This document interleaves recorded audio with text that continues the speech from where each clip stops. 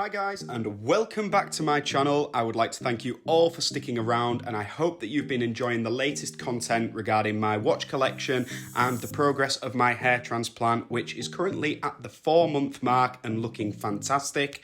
Putting all of that to aside, today we are talking about watches again, and it's a video I've decided to make to try and help everybody who are out there looking to potentially buy their first or another Rolex but are undecided about which type of model they want to buy. I know when I registered for my first Rolex model, which was the GMT Master 2, I later registered for a Datejust 41. Now, ideally, what I would have liked to have done is seen the watches side by side and made a informed decision of which watch would be perfect for me, for my wrist size, which one I preferred visually, those sort of things that you like to weigh up when you're making an expensive purchase. However, I am under absolute no illusion that I am one of the luckiest people in the world to have these two watches together and be able to make this video. A lot of the time you won't even be able to walk into your local Rolex Authorised dealer and ask to see the models together, which is something that really I wanted to be able to do. I tried searching YouTube for videos that would help make a clear comparison between the watches, but also have them in the same video so I could visually see them side by side.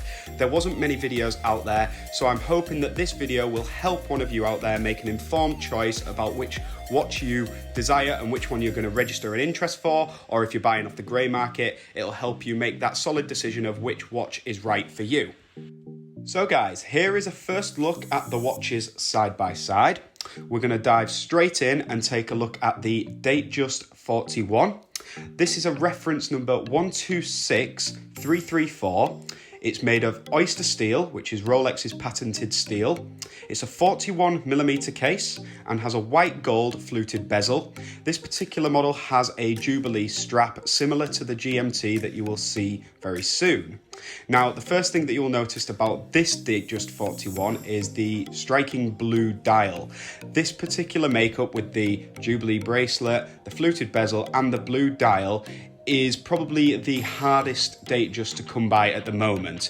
If you were to register with your authorised dealer, you will probably be expected to be on a waiting list anywhere from as long as 4 months all the way up to potentially 12 months. The market has gone crazy for watches basically since the COVID pandemic. Prices have just continued to soar, supply has gone down, which has made them even more sought after.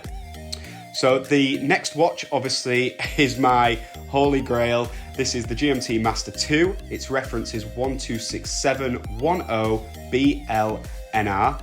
And this watch I registered for last year in August. I was on the waiting list for around 8 to 9 months, which yes, is a miracle in itself. It feels like I've won the lottery. I know how lucky I am to have this watch as well as the Datejust 41. So a little bit about this watch. This watch actually has a 40mm case. Putting the watches together, you really can't tell. However, you do feel when they are on the wrist that the 40mm is a little bit more comfy. It obviously has the GMT function, and it comes in with the two-tone bezel, the black and the blue. You can also get the Pepsi. Again, to register for this with the authorised dealer, you're looking at anywhere between a year up to 3 years potentially before you will get offered this watch. And most of the time you will have to have quite a large spend with that authorised dealer. Again, I've probably bought 3 or 4 things through the authorised dealer, not of high value. I just got extremely lucky that they were willing to offer me this watch.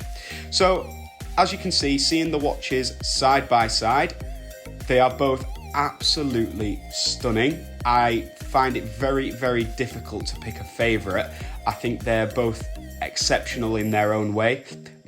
Probably down to the rarity of the GMT, it automatically pulls your heartstrings to admire it a little bit more. The blue and the black ceramic bezel really does stand out well, and anyone who knows watches, when you're wearing it out, it catches eyes, it starts a conversation. It really is a piece that people do admire and just want to talk about. So this is me just trying on the DJ41.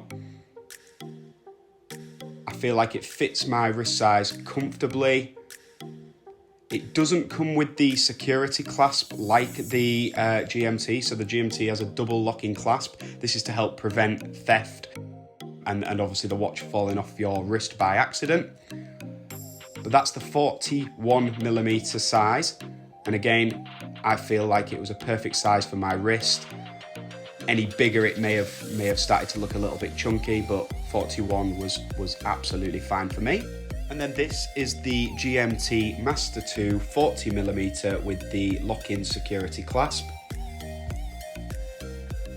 And as you can see, it's very, very difficult when you're watching a video to separate the sizes. So I really wouldn't take that into an account if you're making your decision. I feel like both watches will sit perfectly on your wrist if you like watches within the sort of 39 to 41mm range. If you start looking at the 36mm Datejusts, they do look substantially smaller. So if you do have a smaller wrist, it may be more fitted for you to buy a 36mm watch.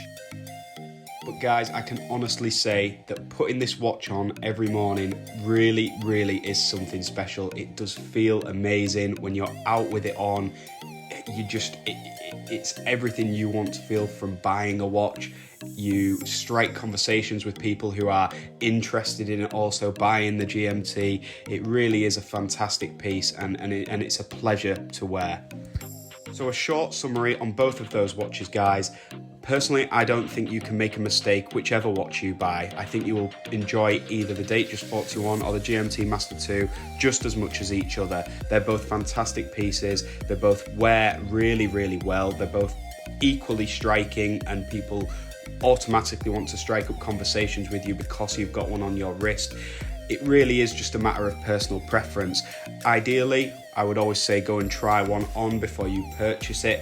However, if you are willing to take my word from this YouTube video, I can confirm that both are extremely comfortable, both feel excellent on the wrist, and I don't believe that you can make a mistake with buying one or the other. So I hope you enjoyed this video, guys. If you would like me to make more videos, please just let me know. I'll be more than happy to. I love talking about watches. I love showing off the watches on YouTube. So if you have any video ideas, please just let me know in the comments section. Thanks very much. Bye now.